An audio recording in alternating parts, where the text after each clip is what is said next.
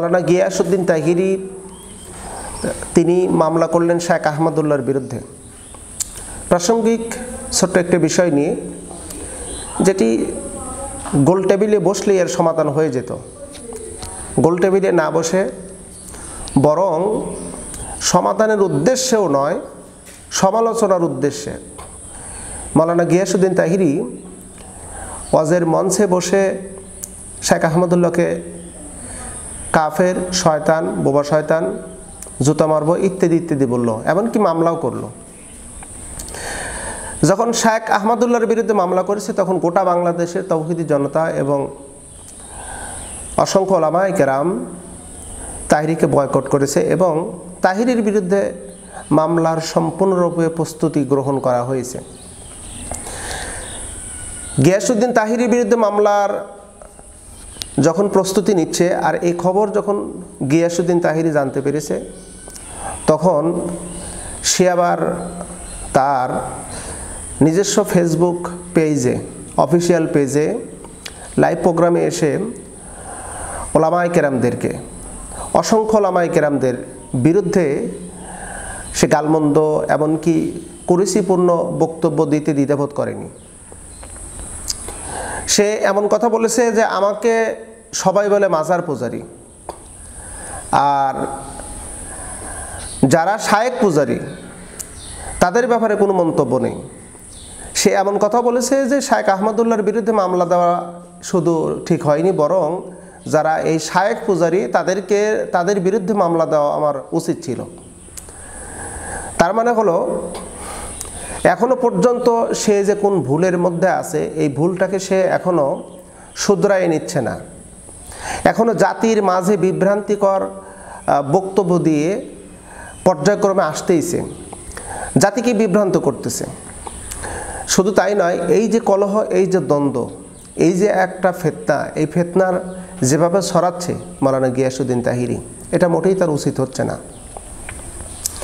আমরা আজকে কথা বলবো মাওলানা গিয়াসউদ্দিন তাহিরের মামলার বিষয় নিয়ে, এবং তার বিরুদ্ধে কারা কারা মামলা করবে, কোন জায়গা থেকে মামলা করবে, কোথা থেকে মামলা করবে, আমরা এই বিষয় নিয়ে আমরা একটু অবগত হব। আমরা যতটুকু জানি, চট্টগ্রাম থেকে, চট্টগ্রাম একদম শহরে, তার ওখান থেকে একটি প্রতিবেদন আমরা পেয়েছি, শেখ আহমদুল্লাহর বিরুদ্ধে মামলা করার জন্য প্রস্তুতি নিয়েছে। এরপরে আপনার সিলেট, সুনামগঞ্জ থেকে মামলার প্রস্তুতি নিয়েছে এই গিয়াসউদ্দিন তাহিরির বিরুদ্ধে। এমনকি আমরা দেখেছি যে খুলনা থেকে, সাতক্ষীরা থেকে, মোটামুটি আমরা আমাদের জানা মতে প্রায় 13 থেকে 14টা জেলার ওলামায়ে কেরাম, এমনকি বিশিষ্ট আইনজীবীদের মধ্যে তারা প্রস্তুতি নিয়েছে এই গিয়াসউদ্দিন তাহিরির বিরুদ্ধে মামলা করার জন্য। শেখ আহমদুল্লাহর ছোট্ট একটা বিষয় যদি গিয়াসউদ্দিন তাহিরি যদি মামলা করতে পারে, তাহলে কেন এই শিরকি গান এবং শিরকিয়াতের যে সমস্ত কার্যক্রম, এমনকি আমরা দেখেছি ওয়াজ মাহফিলে কোরআন হাদিস বিদ্বেষীমূলক অনেক কথাবার্তা, এমনকি জিকির আজগার ইত্যাদি ইত্যাদি, এ সমস্ত বিষয়ে কেন গিয়াসউদ্দিন তাহিরির বিরুদ্ধে মামলা করবে না? তবে এখন গিয়াসউদ্দিন তাহিরির আর কোনো উপায় নেই, কোনো উপায় নেই, যতক্ষণ না পর্যন্ত এই জাতির কাছে ক্ষমা না চায়, তার বক্তব্যকে উড্ড না করে। শেখ আহমদুল্লাহর কাছে যদি ক্ষমা না চায়, শেখ আহমদুল্লাহর কাছে যদি ক্ষমা চায়, তাহলে বাংলাদেশের তাওহীদি জনতা মামলা থেকে বিরত থাকবে। শেখ আহমদুল্লাহর কাছে যদি গিয়াসউদ্দিন তাহিরি যদি ক্ষমা চায়, তাহলে মামলা থেকে এই গিয়াসউদ্দিন তাহিরি মুক্ত পাবে। আর যদি ক্ষমা না চায়, গোটা বাংলাদেশের তাওহীদি জনতা এবং যারা আমরা যেটুকু লক্ষ্য করেছি, ওলামায়ে কেরাম সাথে আছে, ওলামায়ে কেরাম মামলার প্রস্তুতি নিয়েছে, আইনজীবীরা প্রস্তুতি নিয়েছে, অনতিবিলম্বে তার বিরুদ্ধে মামলা করা হবে।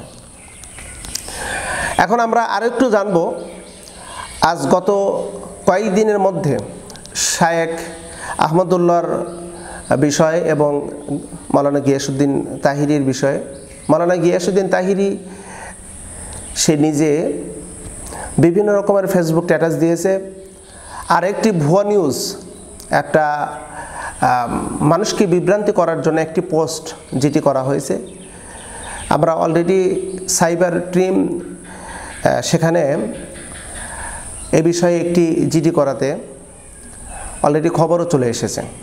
শায়েখ আহমদুল্লাহর একটা নাম লিখে আহমদুল্লাহ একটা নামে ফেসবুক পেজ খোলা হয়েছে এবং সেই পেজ থেকে একটা স্ট্যাটাস দেওয়া হয়েছে। স্ট্যাটাসের মধ্যে শায়েখ আহমদুল্লাহ মানে ওই পেজে লেখা হয়েছে শায়েখ আহমদুল্লাহ তার ব্যর্থতা উন্মোচন করে এবং জাতির কাছে ক্ষমা চেয়েছেন, আরও অনেক কথা।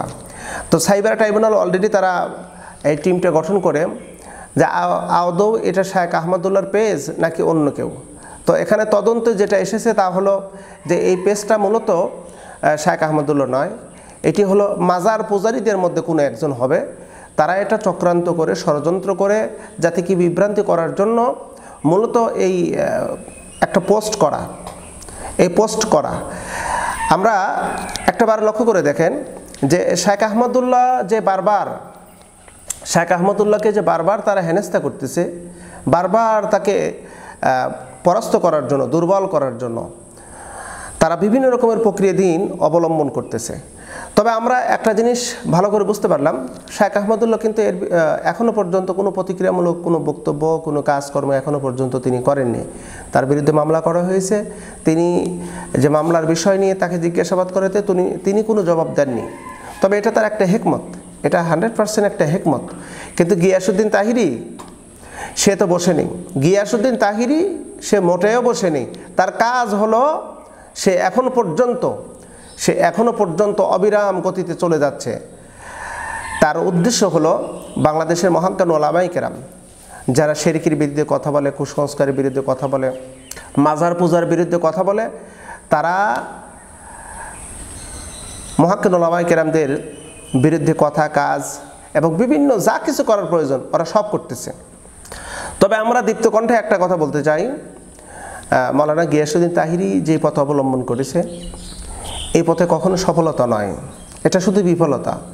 তো আমরা তাকে উদাত্ত আহ্বান জানাই, আপনি ফিরে আসেন, আপনি কোরআন সুন্নাহ অনুযায়ী আপনার কণ্ঠস্বর ভালো, আপনার বচনভঙ্গি ভালো, আপনি খুব সুন্দর প্রাঞ্জল ভাষা বক্তব্য দেন, আপনার বক্তব্য শোনার জন্য হাজার হাজার মানুষ পাগল আপনার বক্তব্য শোনে। তো আমরা আপনাকে আকুল আবেদন করি, আপনি এই ভণ্ড তরিকে ছেড়ে দেন। এই যে জিকিরের নামে ফাইজলামি, কোরআন হাদিস বিরোধী জিকির আজগার, এইগুলো সব ছেড়ে দেন। আপনি ছেড়ে দিয়ে যখন কোরআন সুন্নাহ অনুযায়ী বক্তব্য দিবেন, গোটা বাংলাদেশে তাওহীদি জনতা আপনাকে কলিজার মধ্যে লাগাই নেবে। আর আপনি অপ্রচার থেকে বিরত থাকেন, অপ্রচার করবেন না, অপ্রচার থেকে বিরত থাকেন। অপ্রচার থেকে যদি বিরত থাকেন আপনাকে সবাই সম্মান করবে, ইজ্জত করবে। নতুবা আপনি যেমনভাবে উপরে উঠেছেন আল্লাহ না করুক বেজ্জতি হতে বেশি সময় লাগবে না। আল্লাহ পাক আপনাকে সম্মান দিয়েছে, সেই সম্মানটাকে ধরে রাখুন। আসুন আমরা সকল